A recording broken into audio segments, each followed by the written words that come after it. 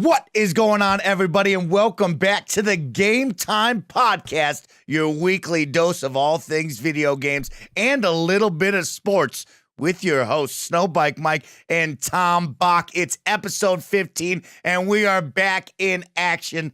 Tom Bach, how you feeling today? Once again, it's Sunday. I love Sundays. I got my Seahawks hat on. Game here in a little bit. It's the Rams today, man. I got no idea what to expect from this game. Should be a good one, though. Dude, and listen, great weekend. We had a hell of a time playing games last night. It's just a great weekend to be alive, brother. Great weekend to be alive. Perfect weekend, perfect Sunday. We are coming hot off of the XO 2018 event down in Mexico City, Mexico. It was a whole lot of fun. We're going to be talking about that as our main topic of the show. But to kick us off, let's just catch up really quick with Red Dead. Last week, we gave you our impressions, our thoughts on the initial game itself. Now we've sunken some hours in. Just want to touch base, see how we're both feeling right now as we're getting deeper into the mainline story. Tom Bach, why don't you kick us off? What are you feeling right now with Red Dead? Mike, I think that I'm completely and utterly lost in this world at this point. Like, I have completely gone over the deep end with it. This game is like genuinely burrowed inside of me at this point. Like, I can't get enough of it. I'm playing it so slowly that it's kind of frightening me a little bit. Like, dude, like this morning, I played for a couple hours. I don't think I really did anything besides try to hunt some, perfect pelts, just kind of cruise around, didn't really do any missions. I think I robbed a couple houses.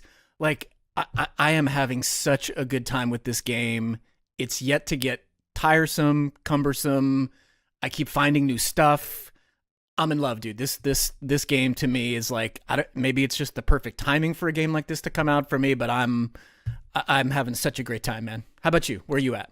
Tom, I'm feeling the same way. The wide breadth of things you can do just really gets you lost in the world. I mean, I feel like every time I set up a mission and I start riding my horse out to that mission, I'll get lost in the side quest. I'll get lost hunting down some wild boar or maybe a big old deer. And it just adds to how much fun I'm having with it. I'm having so much fun that I just want to stop everything each and every night and just play Red Dead, knowing that it's there. It's so great. And man, the story for me is really kicking up to a next level type feel right now. I'm definitely towards the end of chapter 3, and I can tell you what, we had a little Romeo and Juliet storyline going on with the Montagues and the Capulets, but now the story got real spicy. No spoilers, but I'll tell you, come the end of chapter 3, things are picking up, and it is a lot of fun. It's well worth it. Tom, where are you at with the story? So, Mike, I'm just barely ahead of you. So I'm just at the beginning of chapter 4. Oh, sweet. Okay. So chapter 3 is pretty in-depth, too, just from kind of looking through the strat guide. I haven't cheated ahead, but I can see the mission structure, and chapter 3's got a lot of missions in it. Chapter 4 is pretty short or shorter in terms of just numbers of missions. So I'm just barely ahead of you. But I'm playing it. There's nothing that I'm missing here. If there's anything to be done, even if it's just like a fishing expedition, I'm going on it, hitting all the question marks. I mean, there's nothing I'm not doing. So the pace that I'm playing at is really slow. I think I'm going to pick it up a little bit. I was kind of this morning debating some stuff that's like, okay, I need to see a little bit more of this. So I think I'm going to go a little bit quicker than I'm going. But again, I'm not doing it because I don't. I'm compelled to play the way that I'm playing it, which to me has just been this kind of slow, methodical. Just loving it, dude. This game is just it's. I can't even put into words sometimes as I'm playing it. Man, I had some of the best weather too. I know I tweeted out a bunch about the weather and stuff. Dude, the weather in this game is so interesting. I had a span of probably like 24 hours where I felt like it rained. It's like Seattle, dude. It rained like the whole time on me. And the ambiance and the vibe that it gave me as I was cruising around. I mean, this is as close to a real world as I think I've ever been in a game. I don't know that I've been in a world that felt more real to me. I mean, Spider-Man was pretty amazing when it came to, a real city. But this world feels like it's a real world, like it's alive. It really does. Wow. That's really cool you talk about the weather, Tom, because I actually am on the opposite side. I haven't felt anything like that impactful of rain all the time or maybe some clouds. I'm getting a lot of sunshine and beautiful days, which makes for the landscape to be truly incredible because I can do the full 360 pan around Arthur Morgan and just take in all the breathtaking sights. But I'll have to keep my eyes out. Maybe it's rained a bunch and I never noticed it, but I'll keep an eye out for that. I haven't felt the impact of rain. What I am feeling, though, is, man, so many missions in each chapter. I feel like I go off, I do one mission, and then 3 more pop up. I complete all 3 of those, 2 more pop up, then 4, then 1. And it's like never ending with the side missions and the actual mainline missions. It's incredible. How about the characters? Are you, one of the things that I'm really starting to dig as I go, just the thought that Rockstar put into the characters themselves, not just the acting, which is fantastic. I think some of the, I mean, these again feel like very real people, but just sort of their backstories, their demeanor as they kind of explain sort of how they got to be in Dutch's gang. Like I'm starting, I mean, that part is really binding me in. I mean, even the women who are always kind of yelling at each other, Marston and his wife always yelling, and there's always something going on at camp that just seems, you know, I unfathomable amount of dialogue that they recorded. It's crazy to think of how much stuff goes on in there. But man, I don't know about you, but I'm really starting to vibe with the characters. I'm afraid of them dying. I'm sure there will be some that do die, because I think there's an actual quest about finding graves at the very end of the game of people who didn't make it through the game. No spoiler though. I don't know anything more than that. But dude, I'm loving some of the interaction between the characters and kind of how they're all coming together too. And Rockstar just killed it with character development in this game. It's perfect, Tom. We'll wrap it up with both of our feelings really hot on this game. I know that, but I cannot wait to talk in the coming month about our Game of the Year discussion. We've had some big ones this year, from God of War, Spider-Man, Red Dead, and a whole lot of smaller titles sprinkled in that we may have forgotten about that are really fun, and I can't wait to get into that conversation, but we'll put a hold on that a little bit later on in the season. And let's move into our main topic. This one's a big one, so I want to dedicate a fair amount of time to it. We just got done watching on Saturday afternoon the XO 2018 event down in Mexico City, Mexico. The Inside Xbox team crushed it, in my opinion, with all of their fun announcements that they put on with their little mini show. So let's talk about it, Tom. I mean, I'm going to dive in with the run of show, but just give me your overall general blanket feelings about this right now. Yeah, I was really excited for the show too, and I do watch Inside Xbox, sort of the live or the studio one that they produce sometimes, and I was glad to see them bring it back. I think it's kind of a great way for them to kind of connect with their core community, and I hope they make a bigger deal out of it as they go forward. Right, everybody's got their little forums now. Nintendo with their directs, and you know, PlayStation's kind of changing some stuff with PSX and others. But I thought, I'm glad they did it. Man, what really jumped out at me, Mike, though, was like, you and I were texting and talking last night about how, you know, it's every time you have one of these events, all the fanboys come out, right? And then all the haters come out, and you get this sort of really weird, a lot of back and forth. And I hate reading that stuff. I don't want to read it. I'm not one of those people. I don't care what other people think about stuff, defending it or fighting it or whatever the case might be. But it's amazing sort of the volume when these things happen. Then you see this, you know, polarized people who think Microsoft's doing great and people who think Sony, you know, is killing them. I will say though, man, it everything that I would want to have Microsoft do at this point. Look, this generation's been really weird. You and I've talked about it a ton of times. Empirically, Sony is killing them in terms of sales. They're killing them for one reason and one reason only, to be quite honest. It's just the games. I was writing down before we prepared, just thinking of all the first-party games that Sony has and has had over the last couple of generations, from Last of Us, Uncharted, God of War, Bloodborne, Horizon, Spider-Man, going forward, Death Stranding, Sucker Punch's Ghost of Tsushima, Days Gone, Last of Us 2. Like, it's this list of, you know, amazing AAA, best games you could imagine kind of games. In that same span, Microsoft's got basically nothing. And so it's just this really weird thing where Sony's killing them because of games. Outside of that, dude, the stuff Microsoft is doing is just everything that I want as a gamer. Again, I don't have a drum to beat. I'm not trying to be a fanboy of one or the other, but everything from Games Pass to backwards compatibility, like we've talked about it tons of times, gold sharing, the console itself. I mean, it's just a really nice piece of hardware and quiet and really well made. The controller, like, they're doing so much right, and I don't ever feel sorry for big companies, but I a little bit feel sorry for them because everything that they could be doing, they're doing, and they're missing this giant gaping hole of having these first party games, but everything else they're doing, they're killing it. And I think that this conference was a perfect example of that, right? Everything they talked about was spot on to where they are right now. And they can do nothing more than what they're doing in my mind. They really are setting a foundation for something here. If they can get some good first party games and Crackdown's good and these new studios they're buying do great stuff, we're having a whole different conversation a year or 2 years from now. But right now, I was thrilled with what I saw. I think that they're doing all the right stuff. I'll shut up now and let you go. But man, I loved it. I love it, Tom. That is well put right there. And I think like you talked about with the first party exclusives, those first party titles, guess what? They're building up that core roster right now of all these studios that they're purchasing. We're going to talk about 2 acquisitions that they had in the show. And I really think that stable, that lineup will be coming to you soon once you give some of these studios some time to grow and put out their next couple of titles. It's going to be a lot of fun to be an Xbox fan. And my biggest takeaway was, man, the excitement in that setting down in Mexico City. You couldn't have picked a better place to have it. I mean, the fans were showing the enthusiasm, the passion that this community has for Xbox and that ecosystem. The Xbox team killed it. They had, our man, Larry Herb, a.k.a. Major Nelson, in the building. They had Big Phil out there talking about everything that you want. I mean, it was a lot of fun. And my biggest takeaway that we're going to talk about a lot throughout this presentation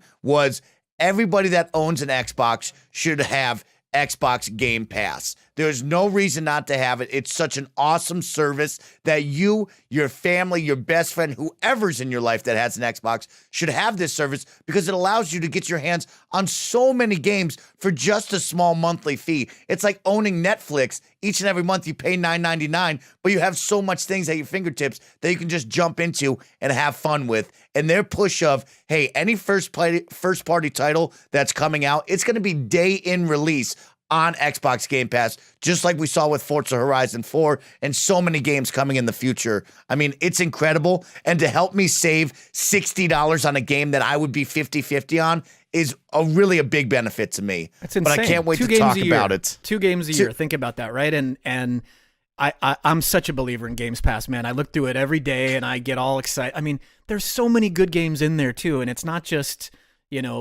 it's previous AAA games, like The Division's in there and Doom is in there and the stuff that we played from last year.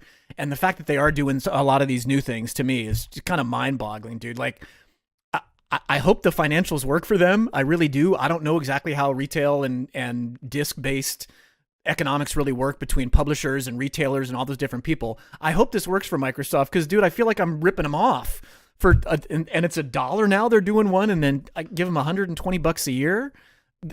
I mean, that's 2 games. That's crazy. So it's a great deal. So let's talk about it. We started off the show with, of course, the awesome Xbox montage of all of your favorite titles across the Xbox landscape. Really got you pumped up. They came out on a beautiful stage, the big Xbox logo in the background, 2 controllers with some awesome Aztec, Mayan, Incan, faces on those. I don't know what it was, but I'll tell you what, it was incredible looking. And then they started it off with 3 games coming to Xbox Game Pass. Of course, the big one is PlayerUnknown's Battlegrounds PUBG coming over to Games Pass. That will be interesting. I can't wait to talk in the future about that. But I think it's a good title to put on there. Definitely that $30 price point to own the game is tough sometimes when you're competing against Fortnite that is free. Now you have Call of Duty out. We've talked about the Battle Royale landscape. And for PUBG, as a first party title right now, because I believe Microsoft owns that company, to put it on Xbox Game Pass, I think that's the right move for that game to maybe get a little bit bigger of a player base. Should have always been. The one thing that really struck me too, and I bought it and you bought it and we've played hundreds of hours of it. It's surprising to me that it wasn't always either free to play or on part of Games Pass. I guess I never realized it wasn't part of Games Pass. That Bluehole just screwed up with figuring out a way to monetize that game. They never could. Those games should be free to play. I'm glad they did it. That's 100% the right move for them to put that on there. And by the way, it did kind of get me excited a little bit as a guy that's drifted away, as you've drifted away from PUBG. The little montage was well done, and it kind of made me yearn for getting my ass kicked out in the battleground. No doubt. And then we moved on to a cool one, a new game called Void Bastards. Now, Void Bastards look pretty fun. It actually reminded me of Zombie, the game, if you remember that, came out on Wii U, called Zombie U back in the day, made its way to all the consoles later on as just Zombie. And now that was the one where you went out, and the moment you died, it was permadeath, and you had to go back and get a new character and keep going back and forth. And in this one, it looks like a sci-fi aesthetic with different, we'll call it like down ships out in space that you have to go into. And you kind of pick different characters and try to figure out how to beat that level with different characters that you may want to use. I thought that was really cool. It looked like a great trailer. I highly recommend you checking it out. And it's coming to Game Pass. Yep. I thought the same thing. Looked good. And then we're going to go on to Crackdown. Crackdown gets the release date of mid-February. I think everybody kind of knew that. They thought maybe it was late February into mid-February. But we're happy to have a lockdown date. Terry Crews crushed it on the fun little commercial. But their big push that they talked about was the 5-on-5 arena-style multiplayer that they're going to put out with the game. Now, Tom, I want to just rewind 2 E3s ago. We talked about co-op, an always living online world with this Azure cloud service where you and your friends were going to have a fully destructible map. Everything was going to be co-op. I don't know from that, what they just talked about, if that's still the goal or if we've moved away from that and are just going to have this 5-on-5 multiplayer. Do you have any thoughts on that? Or what did you think of the multiplayer? I thought it was interesting, and I couldn't tell, to answer the question, because like you, it seemed to me that they were backtracking on the co-op message by doing this 5v5, which I think that would be I hope that's not what's going on, because I think that would make for a hell of a really cool experience to be able to do Crackdown co-op the way that you and I would envision, drop in, drop out, kind of thing. It didn't seem that way though from what I saw. And dude, and let's back up a little bit. So you're a Crackdown guy, yeah? I can't wait. Okay, can't wait. Ditto. Like Crackdown 1, I was watching a bunch of people kind of cracking on it, no pun intended. That was a great, Crackdown 1 really is a great game. People who haven't played it, it's a little grindy at the beginning, a little tough, but when you start leveling up, dude, that game is so much fun. Are you worried at this point based on what you've seen and this is such a, I don't know how you couldn't be worried, I guess, in a way, just because it's had such a strange development cycle, but where's your head at after what you've seen at this point? Because we've seen very little. I'm all in. Nervous. Okay, good. Oh, I'm all in, Tom. So I have zero high expectations. I know what Crackdown is, Tom. You know what Crackdown is. I've played 1 and 2. I know it's going to be a fun arcadey shooter that reminds me of Saints Row, that reminds me of GTA on crack, where I'm going to be running around, getting power-ups, having a good time. I have no lofty expectations for this game, but it being on Xbox Game Pass, it's showing off a fun, cool-looking 5-on-5 multiplayer with a fully destructible world, cool power-ups, cool weapons. I think that's a nice added bonus to it, and I'm excited for Crackdown, especially with Terry Crews as the voice actor. So good. This is one of those games that we talked about right here, right now. How could you be mad at it when you know if you had Xbox Game Pass for a small monthly price, you could give it a try for just $9.99 a month instead of having to pay a $60 price tag for a game that maybe you don't want to fully commit to? And with that being said, I'm excited. I can't wait for Crackdown 3. Good, dude. I hope it's great too. And I guess the reason I said I was a little trepidatious is I feel like this is a really, really, really important release for Microsoft. I really do. And to kind of turn the tide of Sony just kicking their ass one after another, bang, bang, bang, knocking out these amazing games, right?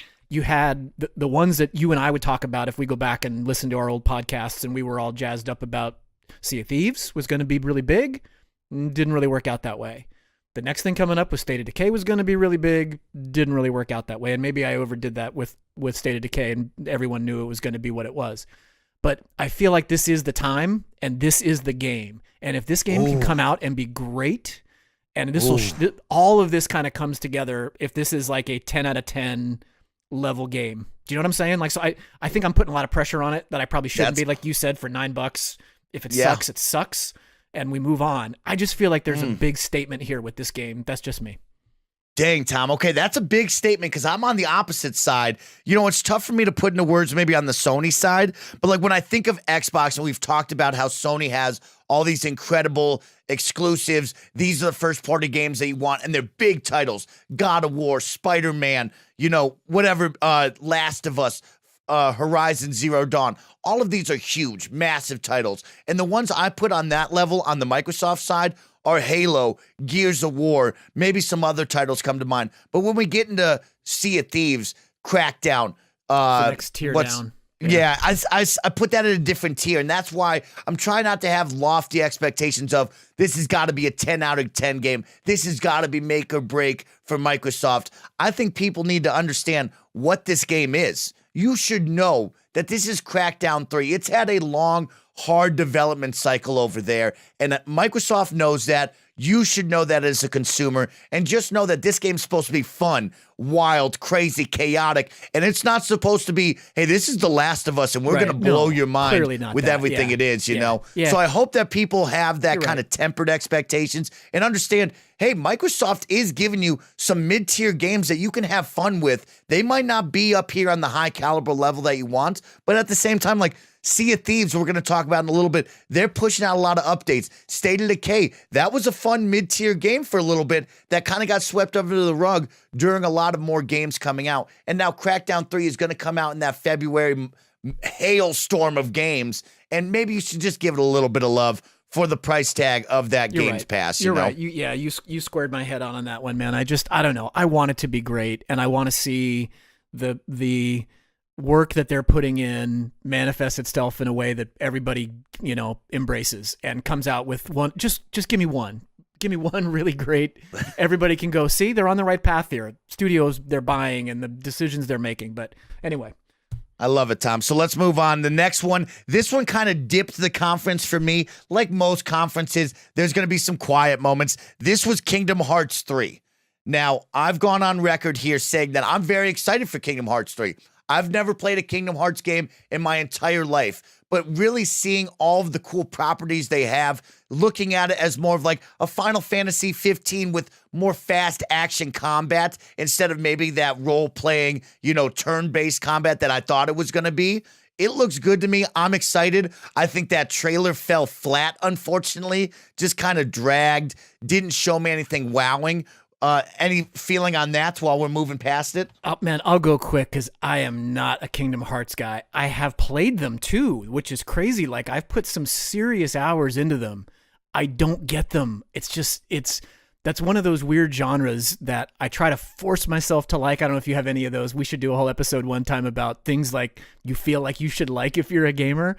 There's a whole thing for me with those kind of JRPG that I just beat my head into the wall trying to enjoy them, and I don't.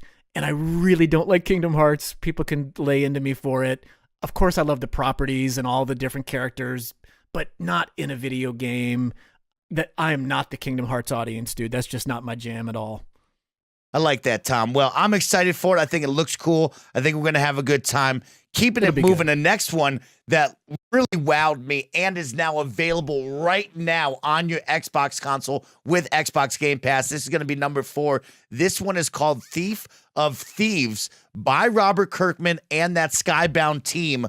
It looked really cool, Tom. Now, from what I took away was, man, look at this Telltale-like game. It has an Archer, the TV show from FX, aesthetic and kind of look to it. We don't know if it's going to be kind of funny like Archer, but we definitely know those are the look. That's going to be the feel. And it looks cool, Tom. What did you think of this one? This thing snuck up on me, Mike Howard. I got to be honest. Like, I didn't even know this was going on. I had no idea that Kirkman was doing a game like this at all. And I was surprised to see that I generally try to keep up with stuff, and I completely missed this one. So I immediately went and YouTubed a bunch of gameplay stuff. It looked really good, Mike. I was genuinely sort of taken aback by the style. The artistic looked really, the aesthetic was really, really interesting. The gameplay looked a cool combination of, you know, stealthy stuff that you would expect. I'm excited, man. And by the way, I love these mic drop. Hey, by the way, it's out today. Bang. Go get it right now, people. I thought it was tomorrow actually. So if it's actually today, I got to go download the thing and check it out. I haven't seen any reviews yet. I'm going to go in cold, but I am definitely checking this game out 100%. Oh, Tom Bach, it looked really good. And the excitement of like, hey, it's available right now. Those are those things Love that it. you want from a lot of these press conferences, and especially a game that looked like that. That looked like a fun time. Another big one that they announced is Hellblade is coming to physical copy releases. So if you really enjoyed Hellblade on PlayStation, then into Xbox, you can go support them with a physical copy. Box art looked pretty cool, but the big one right there, that one is also coming to Xbox Game Pass later on. So, man, you got to go get this if you haven't played that game for Game Pass. That's a positive one right there. Ninja Theory, man, one of their big acquisitions. I can't wait to see what they do next. I think that the way that I don't know if you played all that game. I finished it. Brilliant game. There's a whole universe in that game if they want to crack it open, and I hope Ninja Theory, I mean, they're a fantastic developer, had a lot of really quality games in the last 5 years or so. So that one's really cool to see that one go up on Games Pass, and that was a cool move. That was a big moment there. And then the next two is going to be Ori and the Blind Forest, and then Ori number 2 when it releases, Ori and the Whispering Wisp. That's also coming to your Game Pass. So, man, you already got 6 big Game Pass announcements. Of course, Crackdown and out in February. But, man, those first 5, those are some big, fun games to put on Games Pass that, you know, that really sell you on that $9.99 price tag, personally, for me. I'm never canceling mine, man. I can't imagine I literally can't imagine what it would take for me to cancel it. Hell, I get Starbucks probably 4 times a week. I was joking with you. I'm like, that's like my venti triple shot white mocha for $7.50 and a tip, and there's my Games Pass for a month. I mean, really? Just like that, so, yeah, Tom. That's all it takes. I'm not canceling my Games Pass anytime soon. Sorry. And so next, they brought out the Sea of Thieves team, and this one got me pretty excited for it. So they have announced Sea of Thieves Arena coming here soon. They talked about it. It's going to be a 4-on-4 stylized arena combat PvP section. And they kind of teased it as like, it's not just, hey, U4 versus U4, battle it out. They're going to put some treasure out there that you got to go seek out, maybe more objective style gameplay. But I think this is the thing that a lot of people slept on with Sea of Thieves of, we had a release. The game was beautiful. The game was fun, but the game was a little slow. Truly sailing from island to island, doing the same repetitive thing of either fighting skeletons or getting the treasure chest and sailing all the way back to a camp area. Totally understandable. But if you have slept on Sea of Thieves with all of the updates and the game betterment itself throughout these past months, I don't know. I feel like I got to go back to it from the Hungering Deep, the Cursed Sails. They got another one coming out here soon enough, and then the arena. That's a lot of updates that I would love to check out with me and my pirate crew. Have you, a couple questions, because I want to dive in on this one a little bit, because I think like you, I feel bad that I didn't put more time into Sea of Thieves, and I'm not exactly sure why I didn't, because I think we were having a pretty good time when we first started. If I'm being honest, I enjoyed it. I don't think I got to a spot that I was annoyed with it. I just quit playing it, and I don't know why. So you mentioned all of the things, and I don't know them by name, that you just did. Are those paid DLC, or was those just updates to the game that everybody gets? All free DLCs. All free. Okay. Which is awesome. God, that's so cool. And I think you and I need to make an actual effort to go do this, because I did like the game.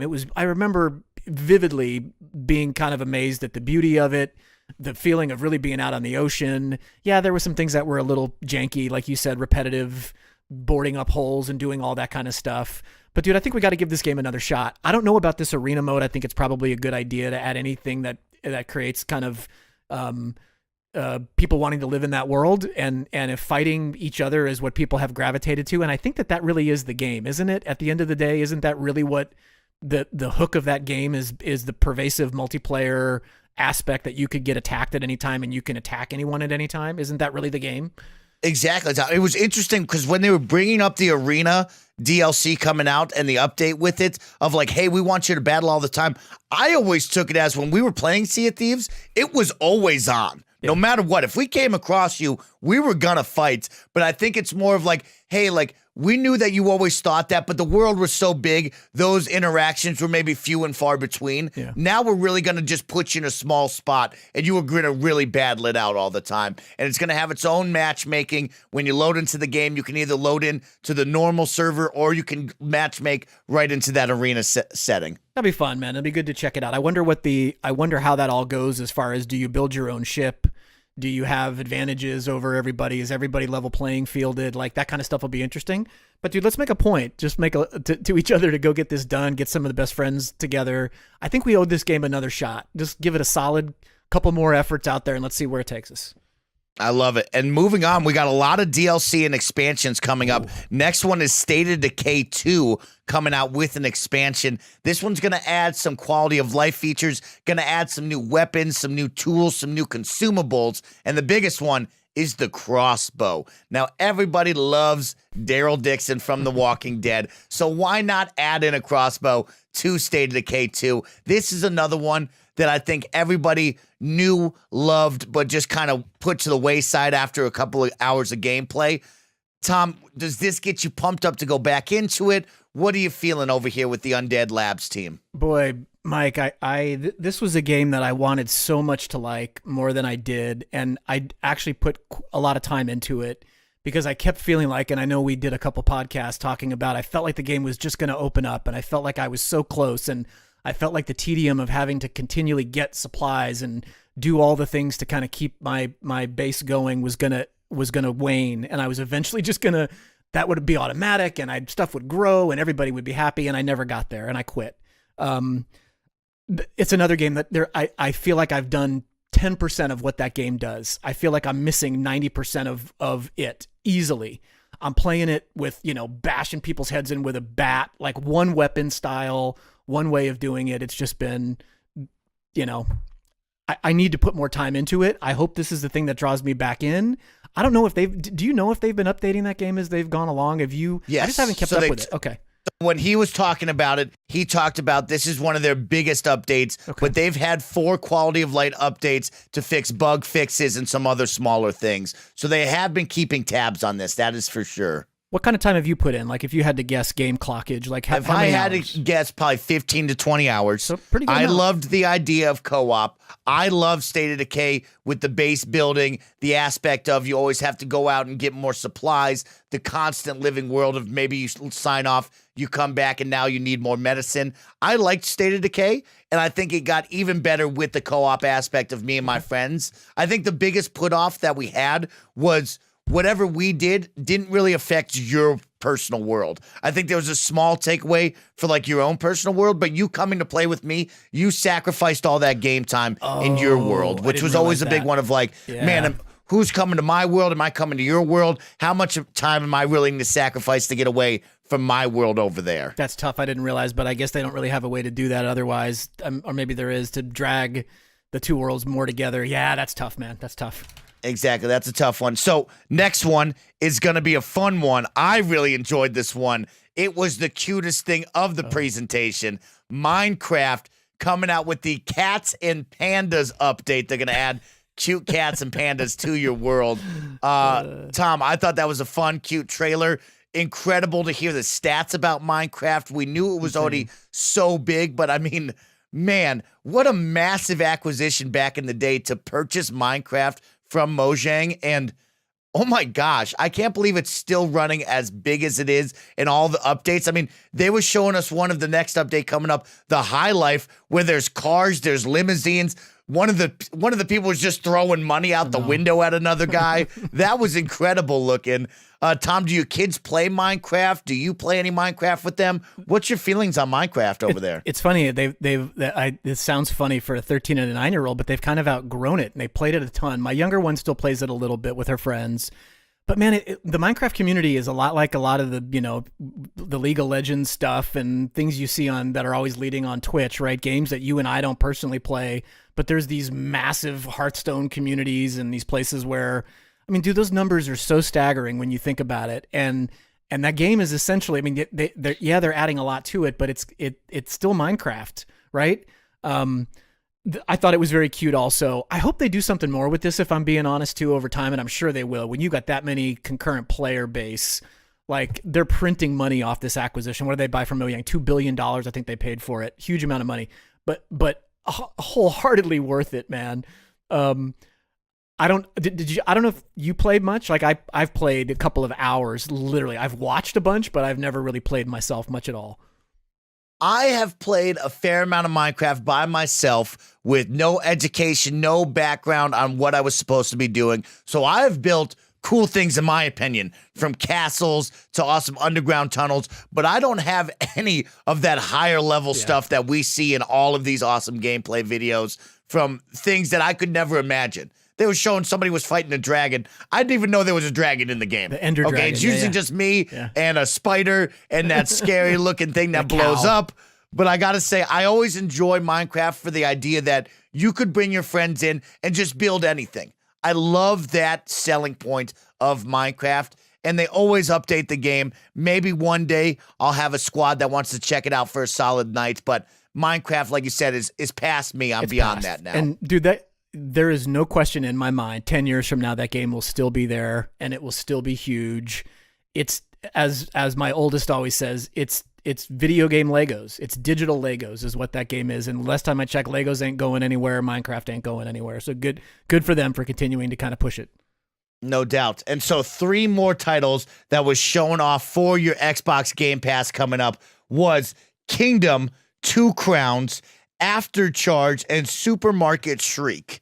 Now, Kingdom, Two Crowns, I don't know much about that. It had a weird vibe to it, this pixelated kind of side-scrolling medieval look, but they didn't really go in depth on it. They said there's already 2 in the series. This is going to be number 3. So if you're into that game, maybe check it out. Let us know. I don't know anything about it. But the big one that I saw, the next 2 I liked, Aftercharge, a 3-on-3 multiplayer arena type feel, but everybody can go invisible and you have to somehow kill the team, but they're invisible. That looked pretty fun. That looked kind of chaotic and interesting. And the best one, in my opinion, Supermarket Shriek, looked hysterical, looked great. A man and his goat inside of a supermarket cart flying around these different obstacle courses. I like the look of that. Tom, any of those 3 stand out? You had me at a man and his goat.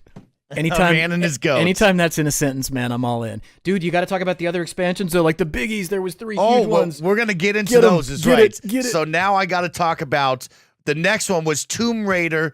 Was that an expansion or was just that add-on content? Because to me, it seemed more of like a time trials, maybe a couple of small, arena-based things.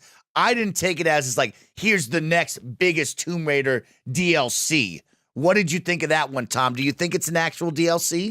I think they're going to call it one, but I don't think it was. So I bought the season pass, or it came with the whatever version of the game that I bought. By the way, those 2 things were in the last Tomb Raider, and they were part of the main game right out of the gate. There was a time attack mode, score attack mode. So they're just adding what was there in the previous game. I don't think it's in new levels. I think they said there was like a new challenge tomb or something like that potentially in it. But these are things that should have kind of been there from the get-go. Maybe they just cut them at the end because of time. I don't know. But I didn't take it as full DLC either. No, it looks good, Tom. I mean, any addition to Tomb Raider to get me back in that Lara Croft world is great for me. It looks like it has maybe some small story elements from the way she was talking in the cutscene. But like you said, I think it's more arena or challenge-based arenas, time trials, and maybe some small missions. I don't think this is your big Lara Croft DLC coming at you right now. I think there's 3. I looked it up. There's a couple of interesting ones coming. It's hard for me to talk about Tomb Raider. I still think it's my most disappointing game of the year for me. I want to get back in and finish some of the stuff that I didn't. Now that I did finish the story, I don't know if you did. I finished the game, sealed it up, and now I got to go back and do some stuff. And maybe this will be the thing that draws me back in. There you go. I love it. And then the biggest one, the upcoming expansion for Forza Horizon 4, the Fortune Island. This one looked a whole lot of fun. You're going out on a special island. They're promoting switchbacks, nasty cliff hangings on the side. This one's going to be cool and some awesome new dynamic weather with lightning being added. Tom, I know you're a big Forza Horizon guy. What did you think of this DLC pack coming your way? I was surprised by the opening statement that the guy made. He said it's the biggest DLC that they've ever done, which if you've done any of the other DLCs in Forza series are not small. They're all big. Whether it was the Blizzard Mountain one, the Hot Wheels one, Like their DLCs are not small by any stretch of the imagination. So to think that this one is the biggest one, the setting looked fantastic. I'm still putting a ton of time into. In fact, I played yesterday for probably 3 or 4 hours. I planned on like 30 minutes, and 2 hours later, I was still hacking away at it. So I'm excited for this, dude. And this thing comes out in a couple of like 3 weeks. I want to say it's the beginning of December, so it's close, and I'm really excited for this one, man. I can't believe they have like a whole half of a game already done for a DLC a month after it released. It's amazing. So awesome. And then they're adding 5 Ken Block drifting cards for Gymkhana. Love it. This one looked fun. I mean, all 5 of those cards, they had a great sequence of just nasty drifts, just getting it on the screen. I thought that looked great, and some great additions coming. 2 of those cards are available now. 3 more coming soon. So that was a nice treat of like, hey, we got content for you right now here on the Forza stage. Love it, love it, love it.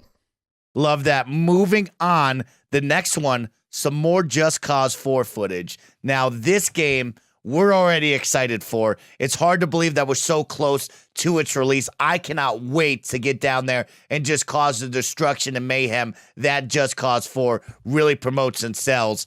Any big takeaways? I don't think it was really anything giant or new, just more of a hype reel for me. Just hype reel, man. I'm every day that goes by, I get more excited for this. Kevin Coelho, kind of funny, huge Just Cause guy. He and I were texting the other day when he was down in LA. He got to do like this big playthrough thing. I think they talked about it on Gamescast. Dude, he's a big JC guy like I am. He says it's fantastic. That's all I need to hear is Kev Dog saying it's fantastic. He's like, it's everything you would want it to be. You're going to love it. I'm so ready for this game. It's kind of the perfect palate cleanser coming off of Red Dead. I mean, could you be more opposite than Red Dead with Just Cause? I mean, there's literally there's nothing else that could be further from that. Here's what I'm excited for, Mike. I'm trying to talk, and anybody who's listening to this, everybody needs to get this on Xbox so we can do all the asynchronous stuff. The challenges, the wingsuit challenges, the races. One of the most fun things in this game, and there's a game, I think it was Need for Speed Most Wanted, the one that had all the asynchronous races where you do a race and you time it up against your friends, and then I would challenge you, like I would go do one and I'd send you a thing that would be like, hey, Galunga just did 4 minute 20-second whatever, see if you can beat it. Man, that's going to be so fun in this game. I don't know if you did kind of mid to late game Just Cause 3 when you unlock the bigger part of the mountain. Some of those wingsuit challenges, Mike, are like 10 minutes long, and they're brilliant, like up and down and through stuff and just the navigation you have to do. I can't wait to take on the best friends in that and see who can post these asynchronous times to win these races. I'm so looking forward to this game. So looking forward.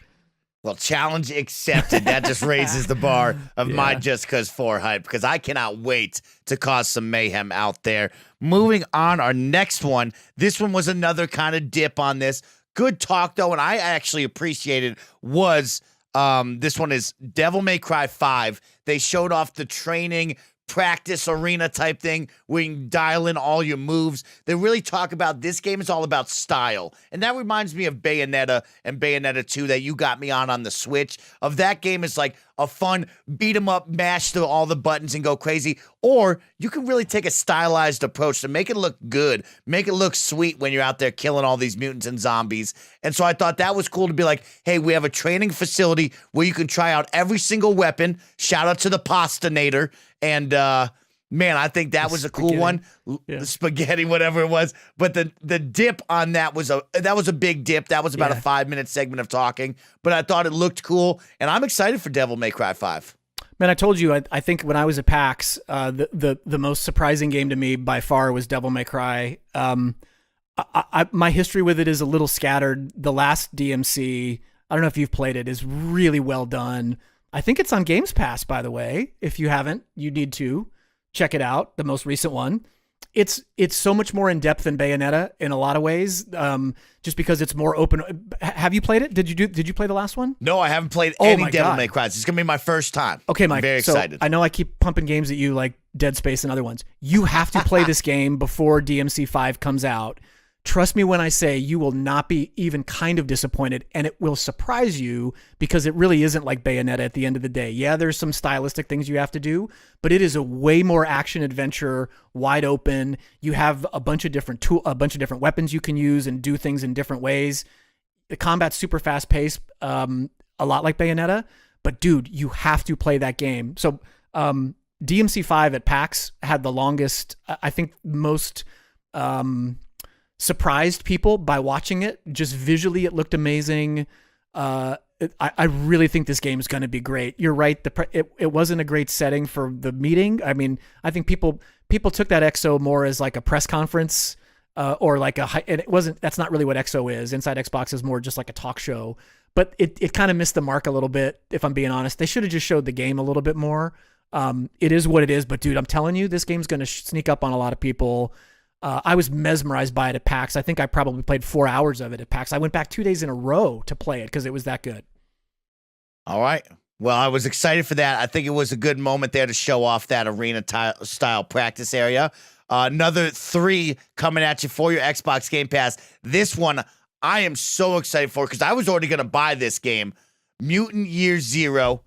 They got Pathologic 2 and Secret Neighbor. Now, 2 of those jump out at me. I don't know what Pathologic 2 is, but I will tell you this. Mutant Year Zero, with the setting, the aesthetic of all those cool animal-style characters. We got a talking duck in this game. And then the XCOM tactical fighting style of it. I cannot wait for this, Tom. I'm so excited. And to hear the positive of that's coming to Xbox Game Pass, come on. That's what I'm talking about. Let's go, dude. By the way, there's some great YouTube videos if people haven't checked them out of Mutant Year Zero, another game that I saw and played quite a bit at PAX. You and I are both big XCOM guys. XCOM to me is still in my, hovering above top 10 kind of game. It's got so much of that to it. And it looks, I hope it has that. I hope it's that strategic rock, paper, scissors, chess, virtual chess kind of feel to it. Because, man, it looks really good. And Games Pass, once again, it's like there's just killing it with the stuff that they're going to bring to it. So super excited for that game. I love it. And then the other big one there is Secret Neighbor. I believe this is the sequel to Hello Neighbor, and they're actually going to have 4-player co-op in this one. I'll tell you, Hello Neighbor was a lot of fun. Recently added during the spooky month of October to your Xbox Game Pass library. Now to have this come out, the sequel with 4-player co-op, this is going to be a lot of fun. It's going to be a great party mode game for you to show off and play with your friends. Totally agree. It's a great one. All right, let's keep it moving. We'll save our final 4 announcements on Games Pass after this. We moved on to mouse and keyboard support. So we knew about this. It went into beta with the first play testers out there in October. Mouse and keyboard support came out. Now they've announced it. It's coming soon, and it's coming to a wide range of games. And the biggest one is going to be Fortnite. They've teamed up with Razer to make their own line of wireless mouse and keyboards for your Xbox One, or with your USBs, you can plug them in and play all this wide range of games. Tom, what were some of your takeaways with the mouse and keyboard?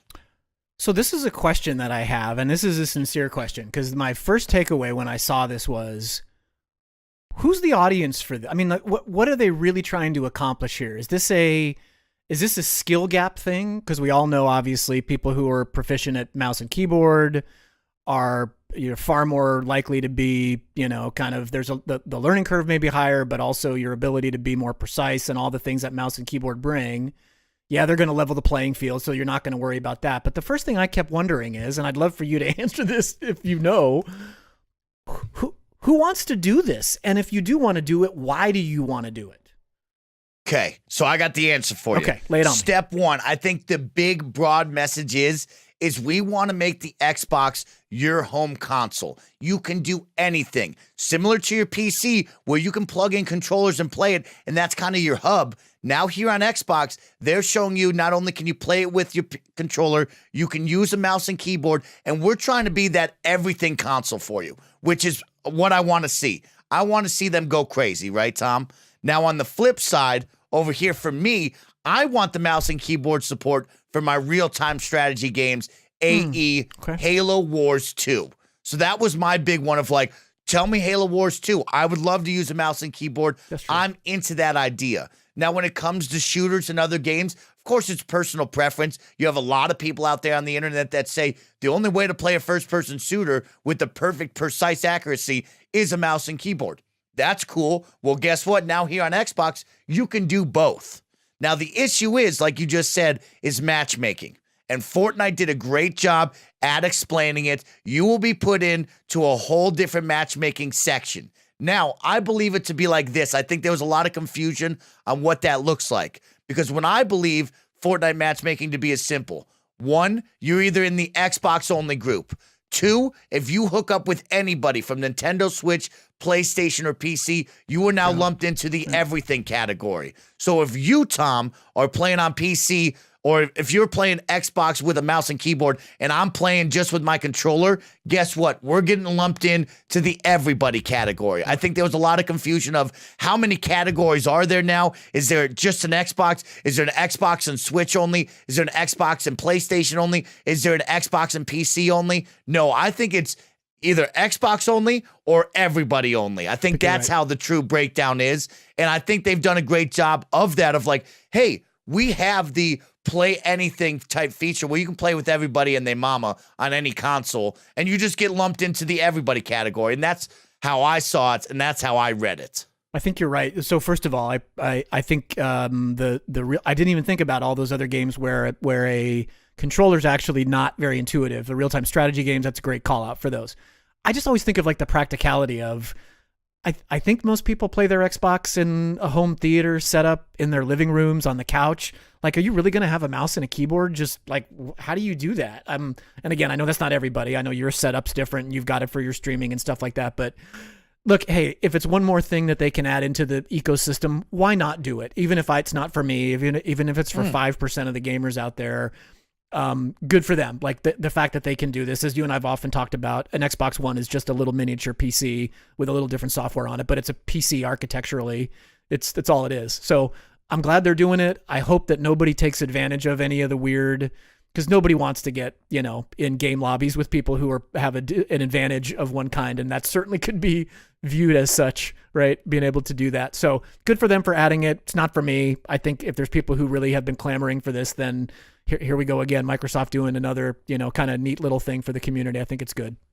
No doubt, Tom. I'm very excited. I think it's an awesome addition. They have so many great features here on the Xbox, and that's just adding to it. That quality of life that we talk about in this ecosystem continues to grow, continues the betterment of the players and the community. And this is why you're part of this team, is because they have everything, a wide scope of things that you can add onto your Xbox. And you best believe your boy Snowbike Mike day one is getting that Razer wireless keyboard and mouse, Xbox exclusive. That's pretty cool. Stop it. I can't wait to see all that. That was pretty freaking cool. I got to say that. Yeah.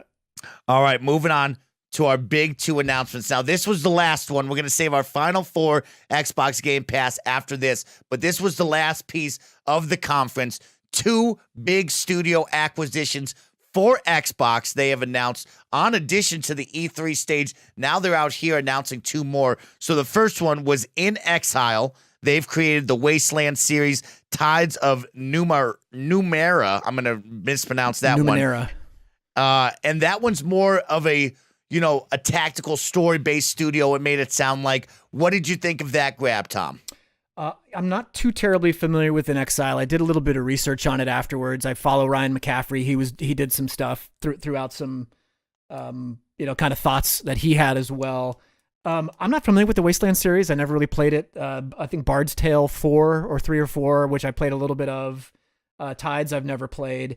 Interesting acquisition. It's not like the other one. The other one's way bigger to me in terms of sort of scale and scope and possibility. So I think it's good. They need to, again, there's sort of this, even in my job, we talk about build, buy, right? You either build something or you buy something. In this case, they got to make up time here. You got to buy stuff, and buying these developers and buying the capability to kind of get, I'm sure they've been working on something. I think Wasteland 3 they were talking about and some other ones. So I don't have a huge thought one way or the other than they must have really thought this fit into their portfolio well. So I'm happy for it. I've played the Wasteland series. I love the Wasteland series, and I think it's another good addition. We're building out this portfolio of different studios that are going to help make first-party games better on Microsoft, and you continue to go down the list and add in, no matter what their repertoire is, no matter what their style is, that just adds to the larger profile, which I really like. The next one, the big one that everybody loved, was Obsidian. They bought that one Fallout New Vegas, South Park Stick of Truth, KOTOR 2. This is a big acquisition. And my favorite one was when they were showing the trailer of the acquisition and all the awesome people over at Obsidian. Yeah. The guy had the best line that I've ever heard. It's not story-driven games, it's player-driven narratives. And that is so much fun because when I think of Fallout New Vegas, when I think of KOTOR 2, it's my story. I play it the way I want to. I build the story out. I tell you what should happen. And man, this is going to be a lot of fun because Fallout New Vegas, one of my top 10 games ever. I cannot wait to see what they do with this acquisition. I thought of you when I found out about this, and this has been in the rumblings. If you look back at some of the press releases, they've been talking about this for quite some time, that this was a possibility. Man, they have a great pedigree for that type of thing. Like you said, I think that they fit a really weird niche of, they have the RPG element, Western RPG, but they're also really, really astute storytelling, narrative-driven, Fallout New Vegas is arguably everyone's favorite Fallout game, right? It's a fantastically done game, and there's so many different branches in that game. To this day, I can remember really vivid scenes in Fallout New Vegas that I can't even believe they pulled off because choices you made led one direction or the other. Stick of Truth's a great game. Dude, Obsidian's got a really deep lineage of this is a big acquisition for them. I wouldn't put this in the, at least today, the Guerrilla, the Naughty Dog, the Sony Santa Monica level of developer, but they could be. They certainly seem to have the chops to do that. I don't know much about their technology, like their engine. All those developers have these really sophisticated, kind of baseline foundation software that kind of, propel what they do. I don't know much about Obsidian in that sense. All I know is this is a really, really important piece of the puzzle for Microsoft to have a RPG, Western RPG element in-house for first-party RPG type games. This was the perfect fit for them. Perfect. Perfect addition. Love both of those. And I continue. Add on to the portfolio. Grow this first-party lineup. This is going to be great as we give them a couple more years. A lot of money in the background to fund a lot of these projects. And you're going to see this Microsoft first-party game titles really grow from what we just listed off, how we were struggling to find a lot of first-party games. Man, with all of these additions right now, you're going to see this grow to more of a Sony style where we got a lot of games all year long that are first-party exclusives that people lose their mind over. Mike, not to interrupt you, but doesn't this just shows you how difficult game development is?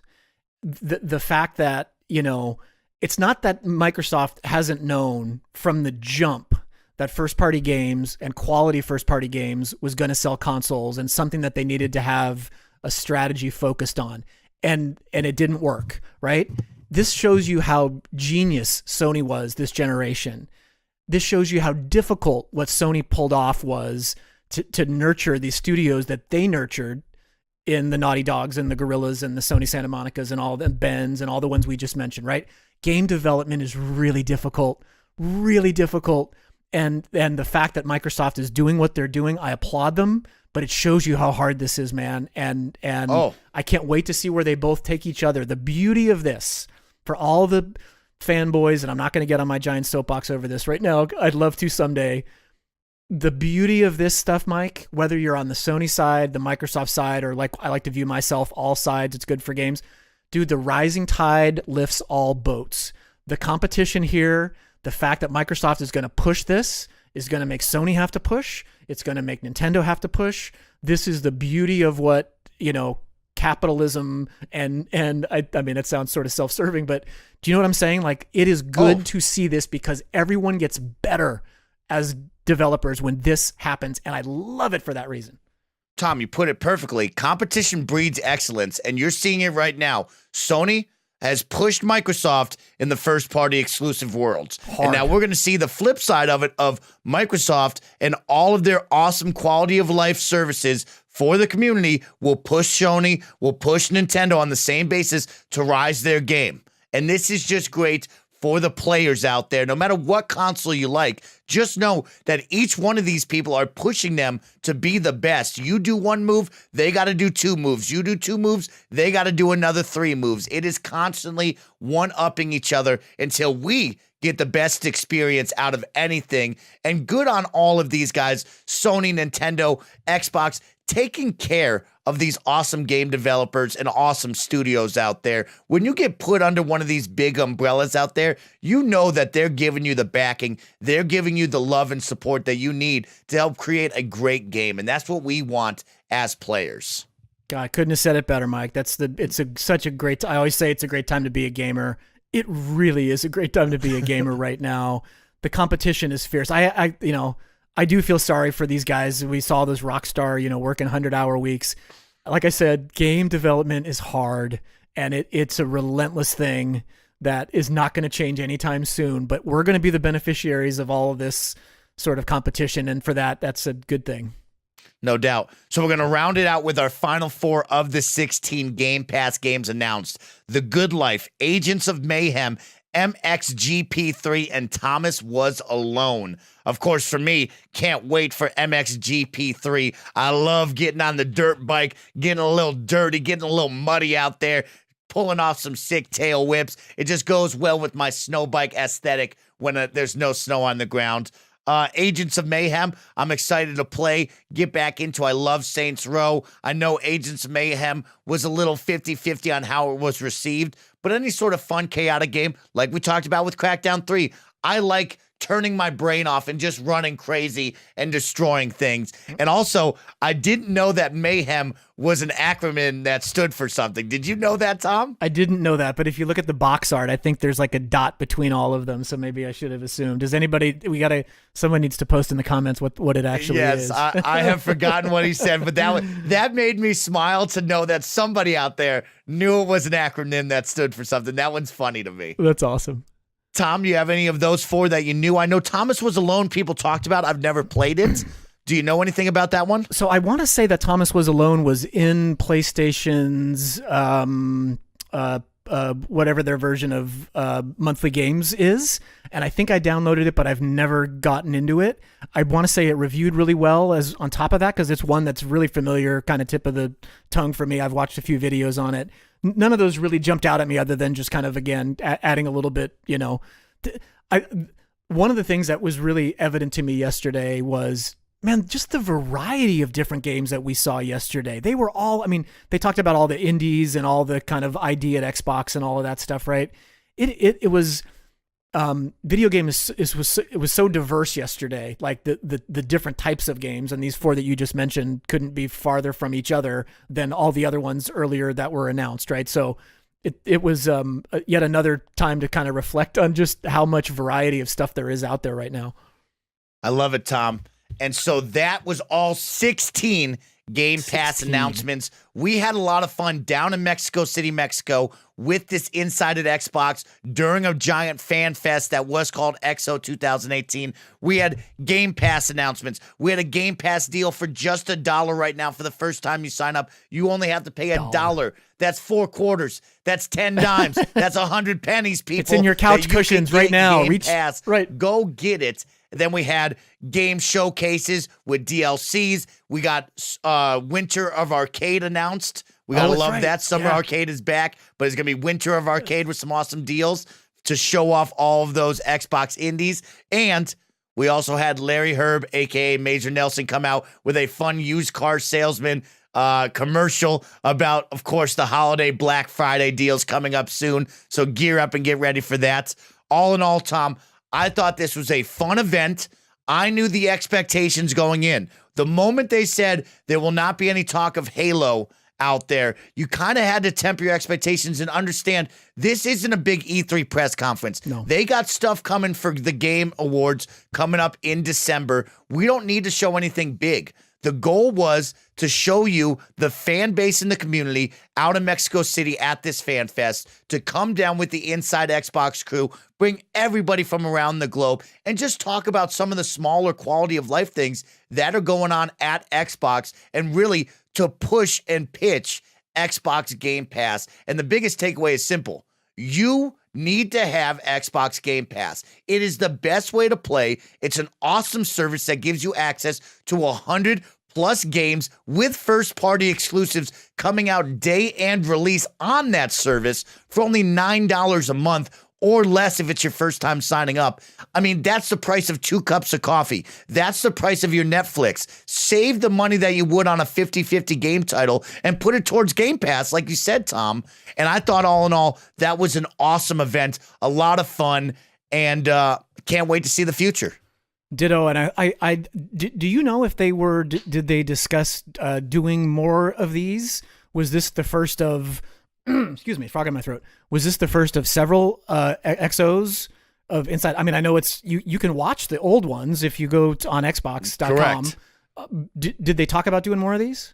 So Phil talked about the old ones that they used to do and their goal of kind of reviving this, we'll call it. You know, they have so many fan fests around the world. It was just probably easy enough for them to send the Inside Xbox crew out there, put up a stage, and have some fun, small announcements. So I believe in the future, you will see more of these XO conferences around the globe at different fan fests. And man, that energy down there was electric. I wish I could have been down there, and I cannot wait for the next fan fest in North America to happen, because I will 100% be going out to that in the hopes of an awesome, crazy fan base, fun games to check out, and maybe even the Inside Xbox team hosting an XO event. Dude, Snowbike Mike in Mexico City. I was in Mexico City about 2 years ago. That city's got 30 million people in it, dude. Think about that. I can't believe it. Oh, it looks so great. Well, that is our impressions and takeaways from XO 2018 down in Mexico City, Mexico. Whole lot of fun, easy little conference they held down there. Get ready for the Game Awards coming up. You know they're going to have something special out there. Maybe it's Halo. Maybe it's Gears of War. We don't know, but you know Microsoft will have a small presence out there. And then, of course, it's the holiday season. Go buy some games. Go enjoy yourself with all the awesome deals from Winter of Arcade to their Black Friday specials. But that wraps up the big mega topic. We're going to finish it off really quick with a quick NBA sports topic. Topic number 3. All I want to talk about right now, Tom, we're going to keep it brief and keep it easy. Jimmy Buckets, a.k.a. Jimmy Butler, has now been traded from the Minnesota Timberwolves to the Philadelphia 76ers. I want to know, if you were the GM of either squad or just a fan of the sport, what do you think of this trade? Hey, and don't let me forget before we wrap too. I got a one sentence on Assassin's Creed to follow up on something from last podcast that I got to throw out there for the community. So don't let me forget. So what is it? Brian Colangelo, who's the GM for Philly? I think it's Colangelo. And what's his name? Billy, what's his face? Just drawing a blank. So this was a really interesting thing that I think this is the right thing for them to do right now. I wonder what it's going to be over time, and maybe I'd be overthinking it if I thought, what's he going to do next year, and what does this really mean for the chemistry of this team and the future of this team? This seems like a win now move to me.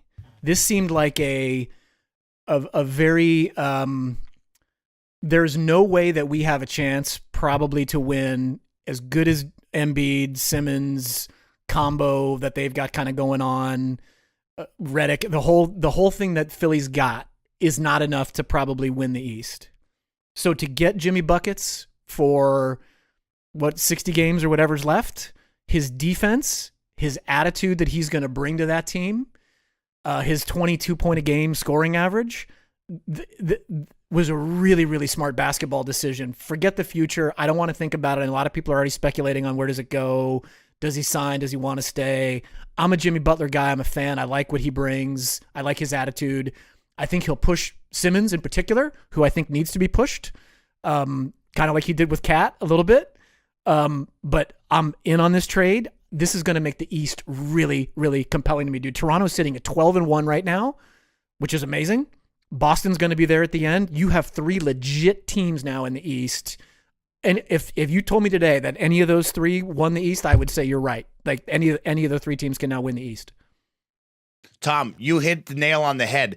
It's a what have you done for me right now type style of any sporting event out there, and especially for basketball, where this Philadelphia team, they were going to compete in the East, but I didn't believe that they were better than Boston, and they needed a piece like this. They needed a competitor, and that is Jimmy Buckets, who definitely didn't want to be in Minnesota, needed to get out of there, and they shipped him out to the East, which was good on Minnesota. They'll only have to see Jimmy Buckets 2 times this year, if they haven't played him already.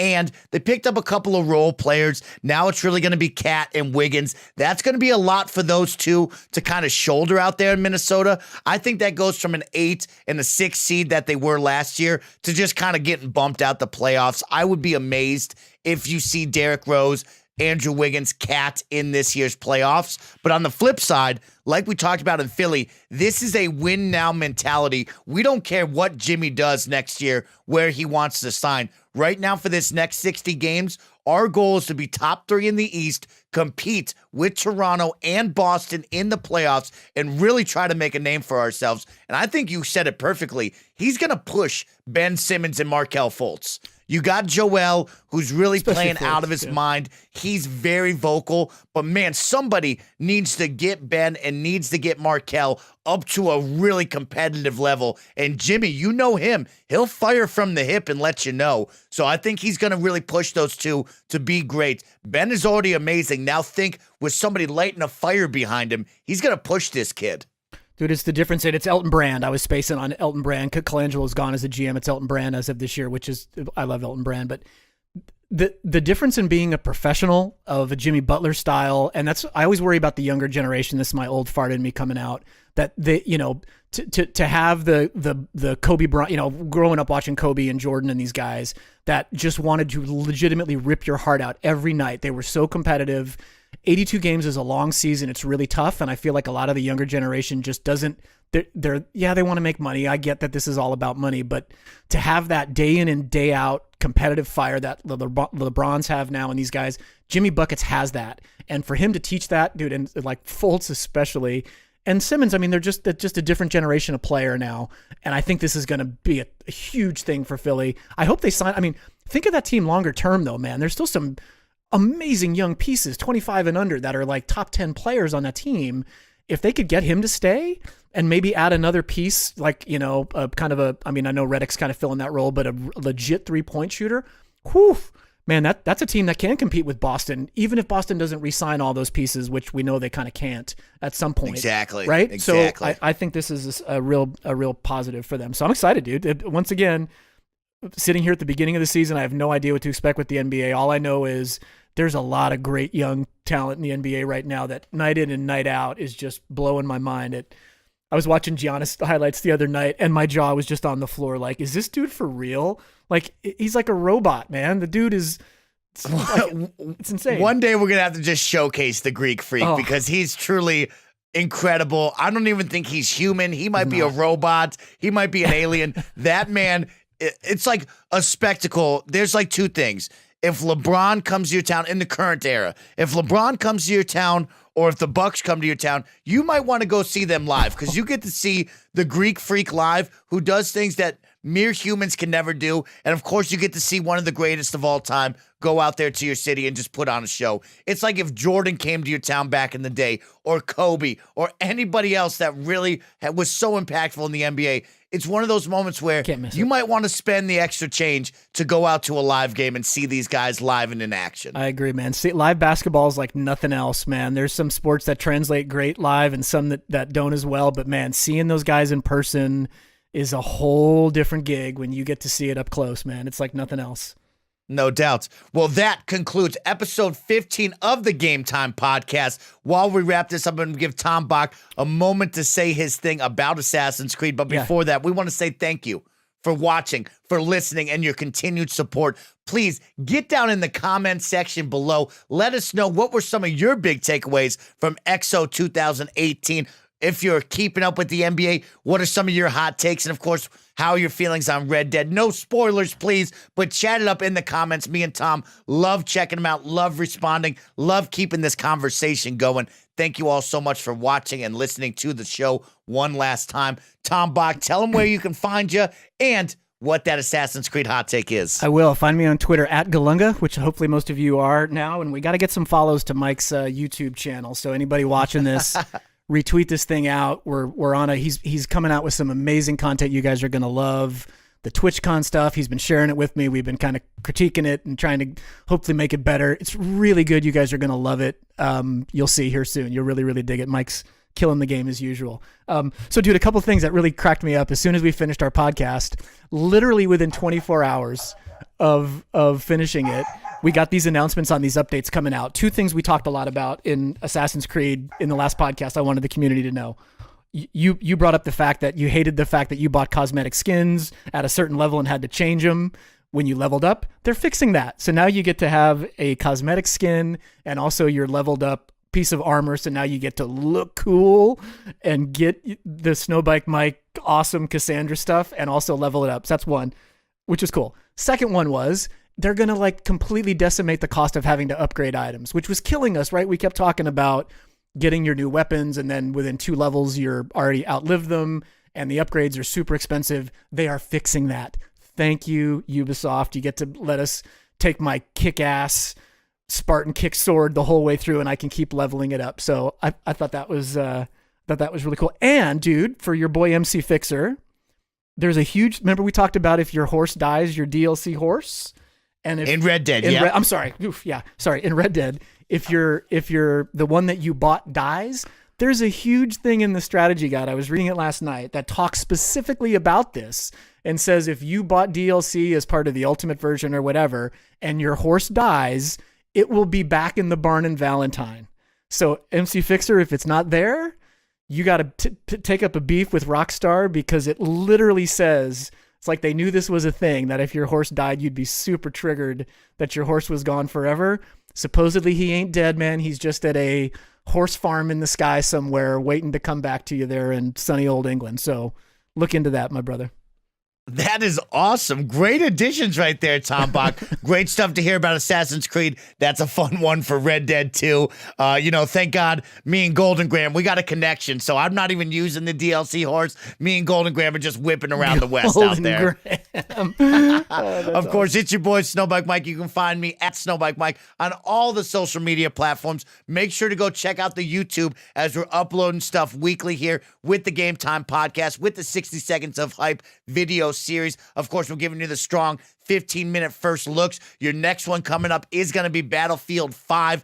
Very excited to check that out. Give you guys a little taste of the single player of the Conquest mode in that strong 15-minute preview. And we got a brand new vlog coming out. TwitchCon 2018 will be released by the time you're watching and listening to it. Shout out to Idio Creates, a.k.a. Christian Reyes, for putting that all together. Yeah. Let me tell you what, it was an awesome edit. We got 2 coming at you from a vlog and your boy Snowbike Mike on the show floor with an interview-style vlog out there. You're going to love that one. So thank you all so much for tuning in. Get in those comment sections down below. Be good to one another. Be safe out there and have fun. See ya. See you guys. Peace.